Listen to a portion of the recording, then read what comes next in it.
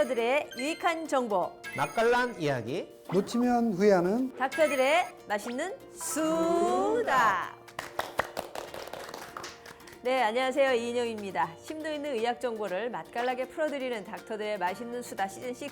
오늘도 우리 동네 주치의 나와 계십니다. 안녕하세요. 네, 항상 긍정적인 마인드로 살고 있는 소아청소년과 전문의 김용태입니다. 속편한 그날까지 내과 전문의 김영재입니다. 네, 이분들과 함께하는 맛수다 오늘의 주제는 쓰리고 아픈 속의 원인, 소화성 궤양. 네, 화면 함께 보시고 자세한 이야기 나눠보도록 하겠습니다. 함께 보시죠. 야근과 스트레스로 지쳐 잦은 속쓰림과 더부룩함 등 위장장애를 달고 사는 현대인. 흔한 증상인 만큼 대수롭지 않게 넘기기도 하는데요. 하지만 평소 가볍게 여기던 증상이 알고 보면 소화성 궤양일 수 있다는 사실. 한국인 10명 중 1명이 겪는 흔한 질환으로 위궤양과 십이지장 궤양을 포함합니다. 특히 한국인들은 짜고 자극적인 식습관으로 소화성 궤양에 매우 취약하다고 하는데요. 흔한 만큼 쉽게 지나칠 수 있는 소화성 궤양. 식습관 개선과 조기 발견으로도 쉽게 치료할 수 있다고 합니다. 쓰리고 아픈 속의 원인, 소화성 궤양. 주치의들과 마수다에서 자세히 알아보겠습니다. 네, 오늘의 주제는 소화성 궤양인데요. 사실 현대인의 고질병 하면 소화성 궤양 아닐까 싶어요. 소화성 궤양이 어떤 질병인가요? 소화성 궤양은 우리가 통틀어서 위궤양과 십이지장 궤양을 통틀어서 이야기합니다. 위궤양은 여러 다양한 원인에 의해서 위 점막이 손상되는 걸 이야기하고, 십이지장 궤양은 우리가 위산과 헬리코박터에 의해서 위 점막이 손상되는 것을 소화성 궤양이라고 합니다. 그러면은 우리가 이제 보통 이제 위염, 그 전부터 위염이라고 이제 알고 있는 것도 있고, 그다음에 지금 이제 소화성 궤양 이제 우리가 전에 알고 있던 위궤양, 십이지장 궤양 얘기하시는데, 그럼 두 개 차이점이 뭐 특별한 게 있습니까? 그렇죠. 위염은 위 그 표피 세포가 손상받는 걸 말하고, 위궤양인 것은 그 깊게 손상받는 것을 말합니다. 특히 이제 근육층까지 손상을 받는 것을 위궤양이라고 하고요. 십이지장 궤양은 위치에 따라서, 그러니까 위쪽에 생기는 궤양을 위궤양, 십이지장 쪽에 생기는 걸 십이지장 궤양 이렇게 나눠서 얘기하고 있습니다. 그러면 이 소화성 궤양이 왜 생기는 거예요? 소화성 궤양의 원인은 우리가 생각하면 공격인자하고 방어인자를 생각할 수 있습니다. 공격인자라는 것은 위에서 분비되는 위산과 펩신이라는 물질이 있습니다.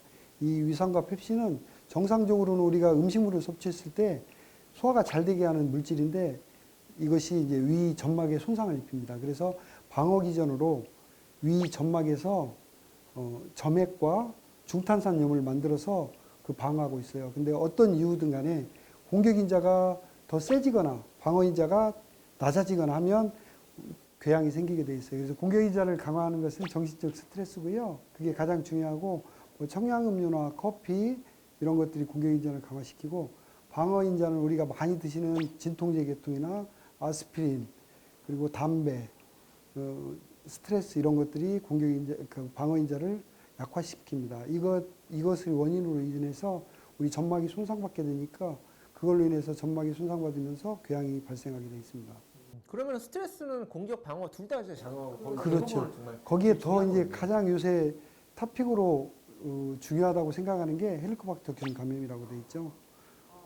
그러면은 보통 저는 소아과니까 어떤 균에 감염이 됐다. 그럼 사실 우리는 무조건 치료를 해야 되거든요. 그러면 사실 헬리코박터균이랑 많이 들어봤는데, 과연 정말 다 치료를 해야 되는 건지. 치료해야 되는 거 아니에요? 그러니까 치료를 해야 될 것 같아요. 우리가 그렇게 보통 환자들도 와서 자기가 헬리코박터균이 감염됐다고 진단을 받았다, 치료를 해달라고 오시는 분이 많이 있습니다. 근데 헬리코박터균은 치료 원칙이 있어요. 그래서 4가지 경우에만 치료를 우리가 원칙적으로 합니다. 첫째는 위궤양이 있거나 십이지장 궤양이 있거나 림프종이 있거나 조기 위암인 경우만 우리가 치료를 하고, 나머지 경우는 선별적으로 이제 의사의 판단하에 치료를 하는데요. 왜 그러냐면 우리 전 국민의 60%가 헬리코박터에 감염돼 있어요. 그래서 그 60%를 다 치료하느냐? 그건 아니죠. 그래서 그에 맞춰서 우리가 치료를 하는데, 우리가 쉽게 생각하면 우리 손을 보면 이 균이 있잖아요. 근데 아무도 항생제를 먹지 않잖아요. 근데 우리가 상처를 입었을 때는 우리가 항생제를 먹잖아요. 똑같습니다. 우리가 위 점막이 정상적으로 작용할 때 헬리코박터가 있을 때는 치료를 안 해도 위 점막이 파괴되지 않아요. 근데 어떤 이유, 아까 제가 말씀드렸다시피 공격인자와 방어인자의 불균형이 생겼을 때 궤양이 생기면 그 사이로 헬리코박터 균이 들어가서 세포 변형을 일으키면서 암을 일으키거든요. 그러니까 그런 경우가 아닌 경우에는 정상적으로 치료 않고 우리가 지켜봐도 대부분의 치료가 잘 되고 있습니다. 근데 이게 오늘 주제가 소화성 궤양이니까 이 궤양이 있을 때 증상이 나타날 거 아니에요. 뭐 심한 증상도 있고 그럴 텐데 보통 궤양하면 엄청 심하게 증상이 나타날 것으로 생각이 되는데 그런가요? 그렇죠. 이제 우리가 쉽게 말하면 그 위암으로 진단받은 환자들 이렇게 인터뷰를 하면 8, 90%는 증상이 없어요. 참 신기하죠. 위궤양 환자의 5, 60%는 증상이 없어요. 그러니까 그렇기 때문에 우리가 어떤 진단을 할 때 위염, 뭐 십이지장궤양, 위궤양, 뭐 역류성 식도염이 우리가 그런 증상으로 진단을 할 수가 없어요. 그렇기 때문에 이런 전반적으로 위장 증상이 있을 때는 내시경을 통해서 정확한 진단을 하고 그 진단에 따라서 치료를 하는 걸 원칙으로 합니다. 그래도 이러이러한 증상이 나타난다. 그 어떤 증상들은 그래도 설명해 우리가 줄 수 가장 있어요. 많이 설명하는 건 우리가 복통, 그다음에 우리가 상복부 통통이라고 하죠. 심하부 통통, 가슴, 오목가슴이 아프다고 표현하는 거. 그리고 소화불량, 그리고 매식거림 이런 것들이 보통적인 증상이고요.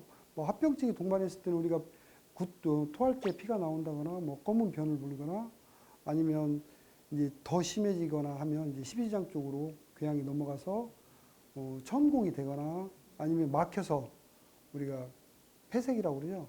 위폐색이 일어나는 경우는 심한 경우로 나타날 수 있습니다. 그런 증상이 뭐 굉장히 다양하게 나타나고 증상의 경중으로 궤양이다 아니다 이걸 판단할 수는 없는 상황이네요. 그러니까 위장 쪽에 여러 가지 증상이 있을 때는 진단을 한번 받아보시고 그거에 쉬운 말로 따라- 말하면 어떤 사람은 위궤양이 있어요. 근데 전혀 증상이 없어요. 그래서 한 2개월 치료를 했거든요. 근데 2개월 후부터 이 사람이 속이 쓰리대. 내시경을 했어요. 완치가 됐어요. 근데 그 뒤부터 자기는 속이 쓰리다고 그래요. 그러니까 이 증상 갖고는 우리가 이 병을 진단하고 치료하는 거에는 조금 문제가 있는 것 같아요. 그럼 그 환자분은 왜 그러신 겁니까? 그분은 위궤양은 완치됐는데 그 여러 가지 원인이 있지만 제일 많은 건 우리가 의학적으로 제일 많은 원인이 거기에 있다고 그래요. 우리가 똑같은 사람한테 여러 사람한테 똑같은 강도로 이게 손을 이렇게 때리잖아요. 근데 어떤 사람은 하나도 안 아프다고 그러고 어떤 사람은 좀 아프다, 어떤 사람은 되게 아프다 이렇게 하잖아요. 사람마다 이 느끼는 그 통증에 그게 틀려지는. 근데 그분은 궤양이 완치됐는데 제 생각에는 궤양이 완치되고 나서 그쪽에 예민함이 또 생긴 것 같아요. 위산이나 이런 거에 대해서. 원래 궤양은 이제 위산과다 때문에도 또 많이 생기잖아요. 그러니까 그분은 평소에도 위산과다가 많았었는데 낳고 나서 3살에 위산이 닿으면 그 쓰린 걸로 느끼는 것 같아요. 원래 잡소리 같은 것도 왜 자동차 잡소리도 왜 처음에 안 들리다가 인식하면은 그다음부터 계속 그것만 듣게 되잖아요, 원래. 예, 그거랑 비슷하네.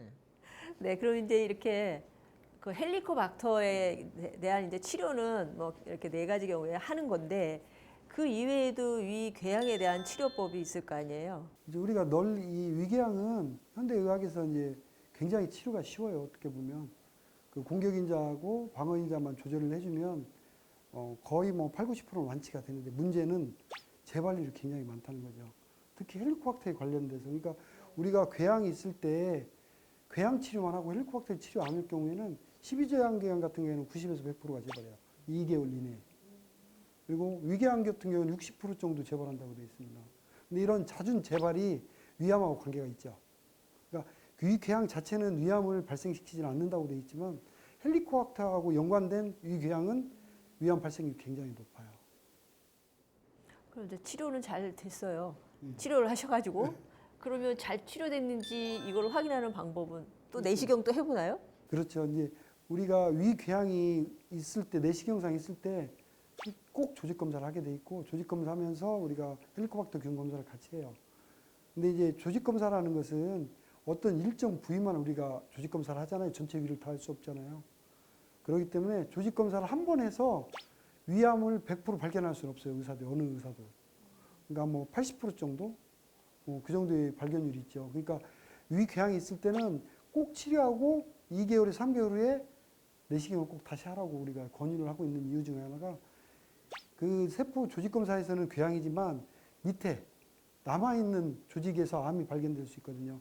2개월 정도 치료해서 내시경을 했을 때 위궤양이 완치됐다. 아, 이 사람은 위궤양이 했다. 이렇게 우리가 판단하고 2개월을 치료했는데 위궤양이 남아있다. 그러면 뭔가 의심스러운 거예요, 이게. 그렇죠? 그럴 경우는 다시 조직 검사를 다시 한번 하고 다음에 다시 내시경을 하는 게 원칙으로 하고 있습니다. 그러면 생활 속에서 이런 것들을 잘 조절을 하면 예방하거나 아니면 치료하거나 이런 데 도움이 좀 될까요? 그렇죠. 이제 위궤양이 한번 걸렸던 분들은 재발률도 높고 헬리코박터에 의해서 생긴 것은 재발률이 더 높아지잖아요. 우리가 먼저 이제 헬리코박터를 완치시키는 게 중요할 것 같아요. 근데 이제 문제는 헬리코박터가 또 그 내성이 많이 있어요. 항생제에 재발하는 경우도 많고. 그래서 완치된 환자가 다음에 재발할 가능성도 많기 때문에 제가 계속 얘기해드리지만 이런 말이 있어요. 위는 우리 심리의 거울이다. 우리가 어렸을 때 학교 가기 싫으면 어디가 제일 아파요? 배가 아파요. 배 아프죠. 자, 스트레스 받으면 어디가 제일 아파요? 머리보다 배가 아프니 소화가 안 되잖아요. 그러니까 아무튼 위장 증상이 자기가 스트레스를 받거나 어떤 난처한 그 상황에 빠지면 제일 먼저 배가 아픈 거예요. 이게. 그래서 위를 심리의 거울이라고 표현을 하고 있어요. 그렇기 때문에 스트레스 컨트롤이 제일 중요하고 두 번째는 이제 기호식품, 담배. 담배도 위궤양하고 굉장히 밀접한 위암, 위궤양, 식도암 이런 거에 관련이 있으니까 담배도 금연, 금주도 중요하시고 그리고 특히 요새는 이게 나이가 수명이 많이 늘어났잖아요. 그래서 이 수명이 많이 늘어나신 분들은 드시는 약이 너무 많아요. 진통제 하나 안 드시는 분 제가 주변에 한 분도 못 봤어요. 허리가 아프고 뭐 어깨 아프네, 무릎 아프네. 근데 이 진통제가 굉장히 위궤양을 유발하는 요인 중에 하나거든요. 그래서 연세가 드신 분들은 진통제를 드시더라도 꼭 내과 전문의를 찾아서 상담을 하고 그거에 대한 정확한 진단과 치료를 같이 병행하는 게 좋겠습니다. 네, 지금까지 소화성 궤양의 원인 그리고 치료 또 생활요법을 통한 예방에 대해서도 자세히 알아봤는데요. 여전히 우리 시청자분들께서는 잘못 알고 있는 진실이 또 있을 것 같습니다. OX 퀴즈로 함께 풀어보겠습니다.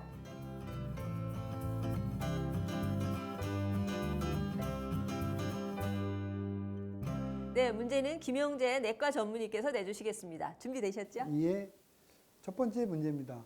건강검진 후 위궤양이 아닌 만성 위염으로 진단을 받았는데 꼭 치료를 받아야 하나요? 하나, 둘, 셋. 정답은 X입니다. X요? 예. 아니 이게 만성위염도 뭐 암이나 이런 거로 진행되는 거 아니에요? 그렇죠. 대부분 궤양이나? 사람은 이제 만성위염 많이 찾아보셔요. 그 건강진단을 받으시고 그 표를 갖고 만성위염이 나왔다. 그러면서 이거 치료를 해야 하나 많이 오시는데 만성위염 자체는 특별한 치료법이 없습니다. 위장약을 먹으면 좀 좋아지지 않나요? 그리고 만성위염은 특히 사람마다 다 틀린데 증상이 없는 경우가 거의 대부분이에요. 그러니까 대부분 건강진단 받으러 갈 때 나는 뭐 건강한데 만성위염이 나왔다 이런 얘기를 많이 하시거든요. 만성위염은 어떤 치료 방법이 지금까지 특별한 건 없습니다. 근데 이제 만성위염을 일으키는 원인이 여러 가지가 있는데요. 그 중에서 가장 큰 원인은 헬리코박터예요. 그래서 헬리코박터에 관련돼서 만성위염이 일어날 가능성은 80%. 그 중에서 만성위염 중에 우리가 관심을 가져야 할 게 그냥 우리가 만성 표피성 위염이라 해서 표재성 위염이라 해서 점막에만 살짝 생기는 만성적으로 생기는 그런 위염은 생활 관리하고 뭐 2년에 한 번씩 내시경 하고 이러면 되는데 두 가지 만성 위축성 위염 그다음에 우리가 많이 흔히 듣죠 장상피 화생이라고 어려워요 단어가 장상피 화생이라는 게 있거든요. 이것은 이제 우리 위 세포가 장 세포로 변하는 세포 변형이 일어나는 거거든요. 이게 위암의 출발점이에요. 이런 경우는 증상이 있으면 좀 치료를 해드리고요. 그렇지 않은 경우는 1년에 한 번씩 내시경을 받도록 우리가 꼭 권유하고 있습니다. 네, 잘 들으셨죠?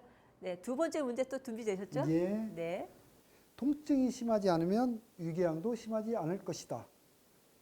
하나, 둘, 셋.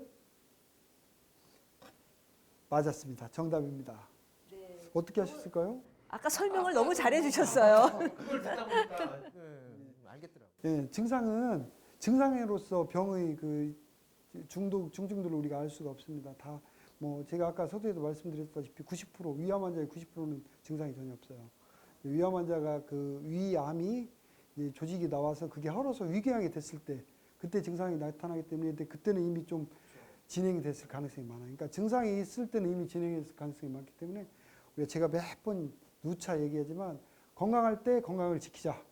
내시경을 받자. 2년에 한 번씩 받자. 이게 우리 내과 의사의 그 캐치프레이즈입니다. 이게. 2년에 한 번씩요. 2년에 한 아니 번씩. 어느 정도 나이 되면 국가가 또 검사 지원해 주잖아요. 그럼 꼭 받으시기 바랍니다. 네. 또 문제 준비돼 있으신 거죠? 이제 네. 세 번째 해주시죠. 문제입니다. 유산균 음료는 위궤양에 도움이 된다. 하나, 둘, 셋. 이번에 갈렸네요. 자, 정답은 X입니다. 뭐 오늘 정답은 왜 얘기해주세요? 자, 우리가 유명 광고 있죠. 유명 광고에서 나오는 유산균 음료 때문에 이렇게 조금 약간 우리가 조금 세뇌된 그런 것도 있는데 실험에서 보면 유산균이 헬리코박터 제균의 한 10% 미만에서 효과가 있다고 되어 있습니다. 그래서 10% 미만이면 뭐 치료 효과라고 보기는 조금 미미하기 때문에 유산균 자체가 위궤양이나 어떤 헬리코박터 치료에 그렇게 효과적이라고 보지는 않고요. 단지 유산균을 드시면 장 건강에는 확실하게서 설사나 이런 장 증상은 많이 좋아진다고 되어 있습니다. 그 우리가 옛날에 저기 우유를 먹으면 도움이 많이 된다 그랬잖아요. 사실 그렇죠, 그렇죠, 위궤양에. 그래서 그거 먹고서 우유 먹고서 좀 나았다는 분들도 계신데 그런 건 어떤 건가요? 우유는 증상이 있을 때 마시면 위궤양 같은 경우는 특히 위궤양은 음식을 섭취하면 위 그 통증이 오거든요. 그 십이지장궤양 같은 경우는 음식물을 섭취하면 통증이 줄어들어요. 이런 특성을 갖고 있는데 위궤양보다 십이지장궤양 환자들이 우유 마시면 좀 일시적으로 좋아져요. 통증이. 하지만 위 속에 들어있는 칼슘이 우리 몸 그 위 속에 있는 위산 분비를 촉진시켜서 위궤양을 악화시킬 가능성이 높아요. 그러니까 그걸로 맹신하고 우유를 막 계속 드시면 오히려 악화될 위험이 있으니 진단을 받고 우유를 드시든 약을 드시든 하는 게 좋을 것 같아요. 드신 분들 많아요. 우유. 그렇죠. 어른들 많이 드세요. 차라리 옛날같이 소다수 드시는 게 낫지 않을까? 네, 알겠습니다. 네, 이번에는 마쓰다 주치 선생님들께 소화성 궤양과 관련된 시청자 사연이 들어와 있습니다. 함께 보시고 이야기 나누겠습니다. 저는 현재 백화점에서 근무하고 있습니다. 사람을 만나는 직업인 만큼 스트레스도 많이 받는데요. 잠도 잘 자지 못하고 식습관도 불규칙해 위염과 위경련을 달고 살았습니다. 그러다 최근엔 소화성 궤양까지 생겼는데요. 현재 4번째 약을 먹으며 치료를 하고 있는데요. 진료를 받으면 선생님께서는 평소 관리를 잘해주라고 하십니다. 그런데 약 먹는 것 말고는 어떻게 관리해야 할지 모르겠습니다. 약 복용 외에 위 관리를 할 수 있는 방법은 어떤 게 있나요? 스트레스를 많이 받는 분이시라 아까 방어 요인, 그렇지. 뭐 공격 요인 지금 그게 굉장히 중요한 것 중에 하나인데 그 스트레스 때문에 이분이 그렇죠. 위궤양에 걸리셨네요. 근데 치료를 잘 받고 계신데 치료 이외에 약물 이외에 또 다른 뭐 생활요법으로 치료에 도움되는 거 없나 그런 질문이신 것 같아요. 이분이 전형적으로 스트레스성 이제 위궤양이죠. 공격 인자도 강해지고 방어 인자는 약해지고 전형적입니다. 근데 이런 분들은 제일 중요한 것은 스트레스를 어떻게 해서든 줄이도록 자기 그 생활 패턴을 좀 바꾸는 게 제일 좋을 것 같아요. 두 번째는 우리 이런 분들의 가장 문제가 되는 게 이게 시간이 쪼이잖아요. 쫓기고 자꾸 그러니까 식습관이 불규칙해요. 그래서 그리고 식사량도 아마 제가 보기에는 이분 여기 말은 안 했지만 식사량이 틀릴 거야. 어떨 때는 많이 먹고 어떨 때는 조금 먹고. 근데 위는 우리가 바이오리듬이라고 있잖아요. 바이오리듬. 저녁에 푹 자주고 낮에 활동하고. 그런데 이 위가 뭐 식사 습관이 안 좋아서 지금 밥을 먹을 때인데 밥이 안 들어오면 이제 유산이 나오겠죠. 근데 밥이 안 들어올 때인데 오면 얘가 운동을 못 해요. 얘가 정신을 못 차려요. 그러면 이제 방어 능력도 떨어지고 공격 인자 올라가고 그렇기 때문에 이분한테 가장 중요한 것은 일단 규칙적인 식사 습관, 그다음에 식사량 조절.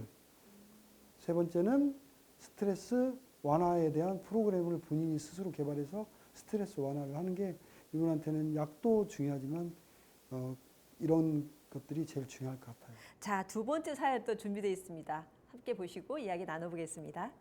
제 아내는 역류성 식도염과 위궤양으로 치료 중에 있습니다. 그런데 최근 생리통이 너무 심해져 병원에서 생리통 약을 처방받았는데요. 둘 다 병원에서 처방받은 약이라 큰 걱정은 없지만 약을 다 먹게 되면 하루에 30정이 넘더라고요. 과다 복용하는 것은 아닌지 내심 걱정이 되는데요. 역류성 식도염과 위궤양약 복용을 잠시 중단하고 생리가 끝난 후에 다시 복용해도 될까요?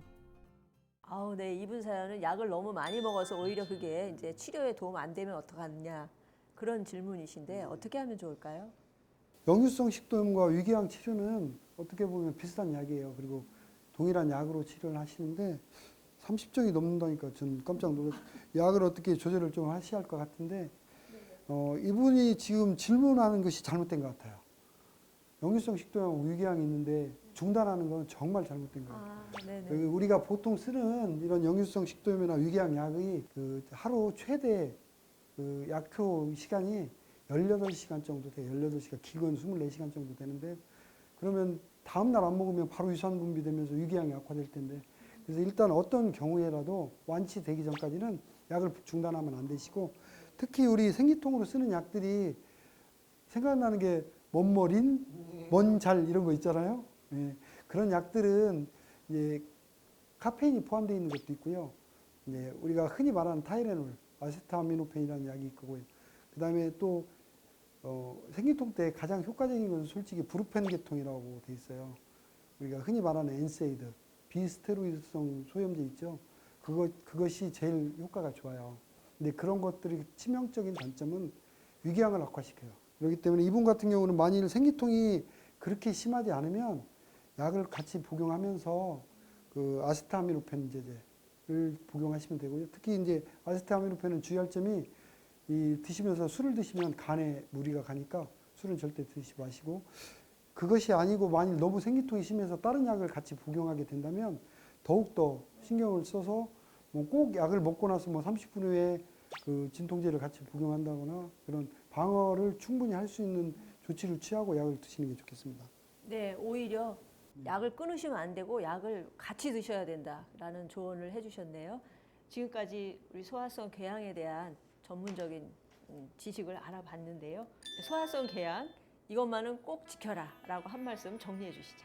규칙적이고 적당한 운동을 하시면 스트레스 해소라든가 아니면 혈액순환 개선에도 도움이 되면서 소화성 궤양 예방에 많은 그 도움이 될 겁니다. 소화성 궤양은 우리가 평생 살아가면서 10명 중에 1명이 걸린다고 되어 있습니다.